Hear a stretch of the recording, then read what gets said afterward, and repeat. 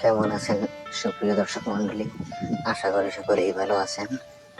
প্রতিবারের ন্যায় এবারও অনেক বৃষ্টি হচ্ছে এবং বৃষ্টির কারণে জল চতুর্দিকে অনেক জল এবং এই জলে জলে ভরপুর অঞ্চল একটু পরিদর্শন করালাম আপনাদেরকে।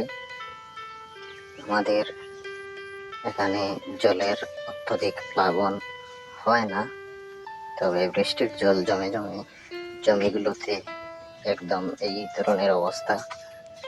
বাকি কিছু কিছু এলাকা আছে, যেমন নদীর তীরবর্তী অঞ্চল, যেগুলো বিশেষ করে লঙ্গাই নদীর অবস্থা খুব নাজেহাল অবস্থা। লঙ্গাই নদীর তীরবর্তী অঞ্চলগুলোতে অত্যধিক প্লাবন, বর্ষার জল এবং উপর থেকে নেমে আসা জল প্লাবিত করে নিয়ে যায় পুরো এলাকা।